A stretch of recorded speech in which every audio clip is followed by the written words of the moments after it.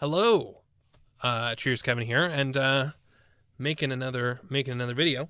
As I am wont to do. I'm not entirely sure what that expression means. Does it mean that I want to do it? Because I do want to do it.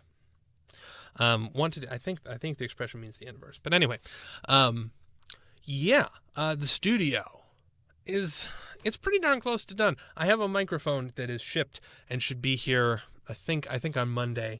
It's a different microphone that I've kind of. It was on sale, and I was like, I want it.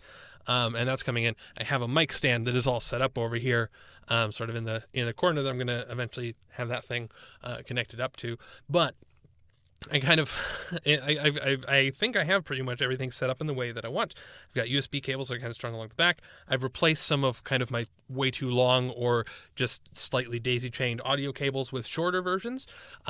Normally, it's pain to discover that you've got really short cables, but I've actually found in here I don't want a whole bunch of extra cable slack, and having things kind of strung up works really well. I've got things Velcroed, things are cable managed. I even got like a little headset hook that is now Velcroed up to the wall over here, and so I can actually hang up my headphones. And these are proper monitor headphones, so they try and not produce like normally if you buy headphones, consumer grade headphones, their design is to usually pump up the bass a little bit, sometimes maybe pump up the treble to make things a little crisp, but to provide kind of a music-y experience. When you're trying to record stuff, you don't really want that. You want the signal to be as true to whatever it is as it is. You don't want to be fiddling with the EQs, and basically it's in your car, not turning the bass up, not turning the treble down, none of that. You want this thing to be authentic, and so these are some of those, and that means that I can leave these here in the booth, and just on my way out, just boom, little hook up there, hang those things, and there's gonna be great. I am still trying to figure out lighting, because as you can see right now, we got some problems. Particularly, there's shadowing is not the worst thing, but this is some pretty severe stuff that I'm still trying to sort out entirely. So my first solution, also I've got 5 o'clock shadow, which doesn't help anything. The first solution that I've come up with is to try and repurpose my old LED cam light. So this is a little thing. It's basically it goes onto a camera mount, and then you go ahead and you can power it via a camera battery, or there is a power adapter as well. I can go ahead and turn that on. You can see actually one of the LEDs is not respecting the dimmer setting. Basically, as soon as I turn this on all the way, it goes up all the way, and I can adjust the brightness and stuff on there. And oh, look at that! The camera is getting all sorts of confused. Can we fool it? Yeah, okay, that's fun. Actually, that seems to be a little. Anyway, what I got as well is it's going to be hard to. Let me see. I wonder if I can get it to. Well, on the back of this, there's this clamp. What I got is this. It is just a pressure clamp. The clamps. And it's designed mostly for just general lighting stuff, but it has a mount adapter on it. So basically, I can just clip this to anything. I've tried clipping it to the mic stand, but it's a little iffy there. Clipping it to the desk works. I can go ahead and pop that down here, and then I'll turn that on. And there we go. We have some underneath lighting. And that sort of works. The color is not quite right because those are daylight balanced lights. This is more of just a straight up blue, or pure white or whatever. So I think I've got a. There are these little diffuser things that go in the front of it. I think I can swap it out. It fixes things a little bit, but the problem is now it's on the desk, being in the way. Right? And so if I'm going to be typing stuff, if I want to have something that, I can use for long periods of time, then that's, Anyway, so we'll leave that where it is. I want to talk real quick about kind of health and stuff. There's some stuff, because it's been a while since I've caught up. There's some stuff I'm not going to talk about, but I want to talk about health. So I have backslid pretty severely health-wise. I was down to about... and I feel bad because several of you have commented. You're like, hey, you're looking great. No, I'm not. I thank you for saying so. But man, I'm looking the opposite. I'm moving in the wrong direction. Or at least I was. So I got down to about 280 pounds and down from like 370, which was great. Now I'm up to about 330 pounds again, which is pretty much where I was averaging for most of my time in New York, and it's not comfortable. So a couple things. I mean, there's dealing with stuff. What I've kind of discovered is that when it comes to my diet is like the pinnacle of good habits. Like there's the Maslow's hierarchy of needs. Like first you need shelter, then you need friends, then you need actualization or whatever. I think that for me, diet is the thing that is going to fall as soon as anything else in my life falls. If I start neglecting mental health, good mental hygiene, if I start neglecting sleep, if I start, whatever, if I stop doing creative stuff, things kind of fall a little bit.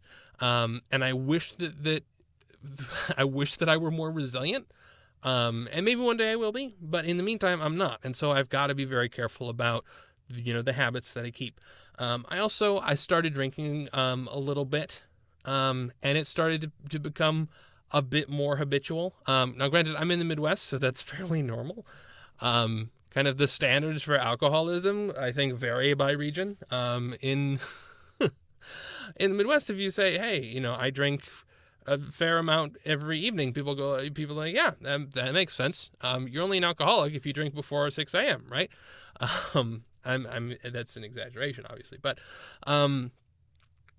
obviously that's not good for calories. But it's also not good for self-control, and it's not good for mental health, and it's not good for physical health. And I think I'm coming to the conclusion that really alcohol is not the sort of thing where I can maintain moderation.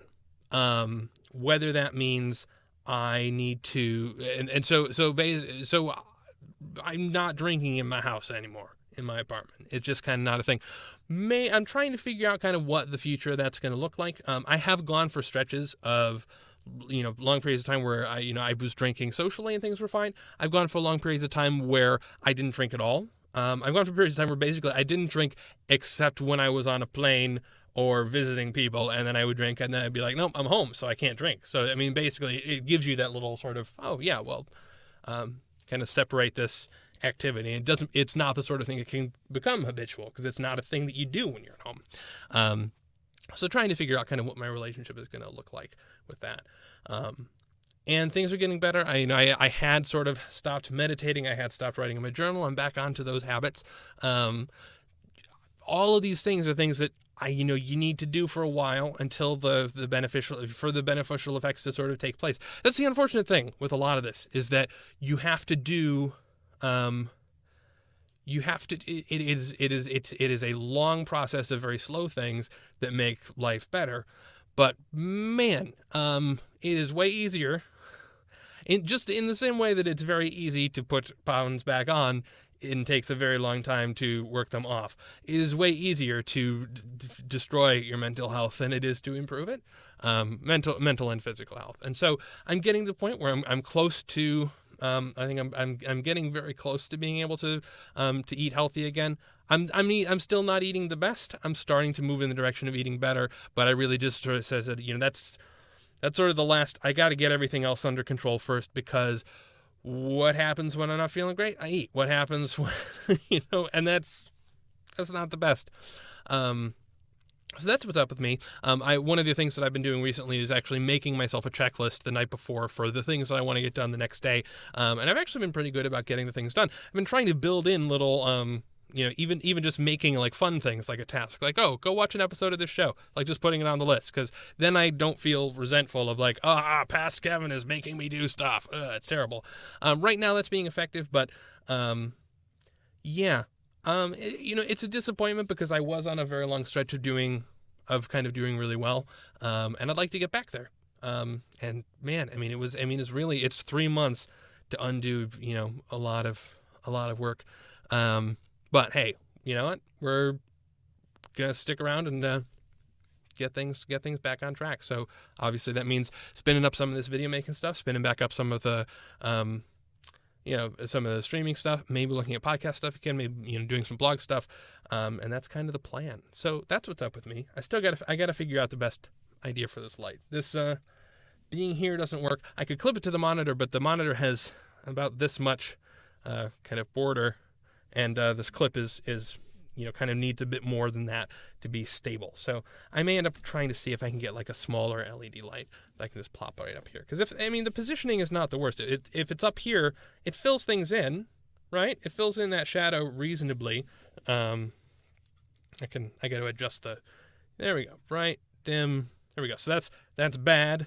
And then this, yeah, that would work as a fill light if I were able to mount it to the monitor in a reasonable way. So probably playing around with that a little bit. And yeah, so that is it for me. Have a good one. Cheers.